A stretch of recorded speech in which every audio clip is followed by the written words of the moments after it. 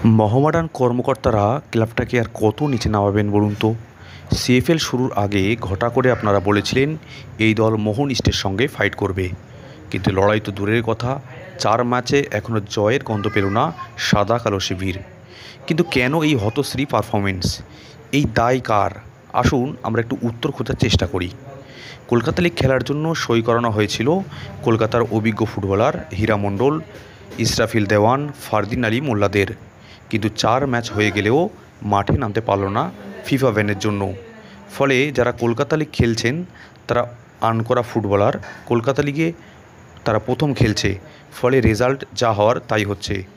এতে অবশ্য মোহামেডান অফিসিয়ালদের খুব একটা কিছু যায় আসে বলে মনে হয় না। অবশ্যই কষ্ট হয় সেই সকল সভ্য সমর্থকদের যারা রোদ জল বৃষ্টিকে উপেক্ষা করে দলকে সাপোর্ট করতে মাঠে যায়। আই লিগ চ্যাম্পিয়ন হয়ে প্রথমবার আইএসএল খেলে কলকাতার 3 প্রধান। শুরুটা ভালো করলেও শেষটা মোটেও ভালো ছিল না মোহামেডানের। তার মধ্যে আইএসএল চলাকালীন মাঝে ঘটে যায় নানান ঘটনা, ফুটবলারদের হাতাহাতি, প্র্যাকটিস বয়কট, ইনভেস্টার ইস্যু, নানান কারণে সমস্যায় জর্জরিত হয় মোহামেডান ক্লাব। আজও তার সুরাহা মেলেনি। কাসিমোভ, অ্যালেক্সিস, কোচ অ্যান্দ্রে চেরিনসভ পেমেন্ট না পেয়ে ফিফায় অভিযোগ করেছে, যার ফলে একাধিক ট্রান্সফার ব্যান নেমে এসেছে ক্লাবের উপর।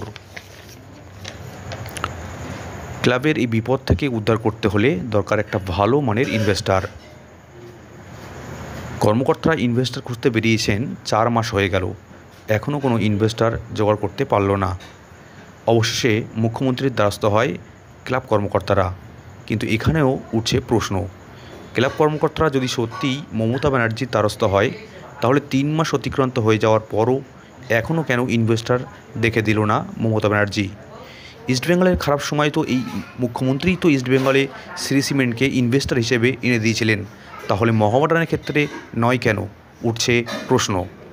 অন্যদিকে আরও একটি প্রশ্ন, মোহামেডান কর্মকর্তারা আদেও কি মোহামেডানের দুর্দশার কথা সিএমের কাছে গিয়ে বলেছে, নাকি সবটাই মিডিয়া হাইট? সব মিলিয়ে ধোঁয়াশা অব্যাহত। মোহামেডান ক্লাবে উদ্বিগ্ন লক্ষ লক্ষ মোহামেডান সমর্থকরা। সূত্র মারফত আরও একটি খবর, বেশ কয়েকটি কোম্পানির সাথে কথা হলেও শেষমেশ ক্যান্সেল হয়ে যায় ইনভেস্টার ডিল, কারণ প্রায় 26 থেকে 28 কোটি টাকা আউটস্ট্যান্ডিং আছে ক্লাবে, যেটা প্লেয়ারদের স্যালারি, ভেন্ডার খরচ প্রভৃতি। নতুন যদি ইনভেস্টর আসে তাকে এই বিপুল অর্থ আগে পরিশোধ করতে হবে, আর ঠিক এই জায়গায় আটকে আছে জট। এখন দেখা যাক কবে ইনভেস্টর হিসেবে মোহামেডান ক্লাবে আসে, অপেক্ষায় লক্ষ লক্ষ সমর্থকরা।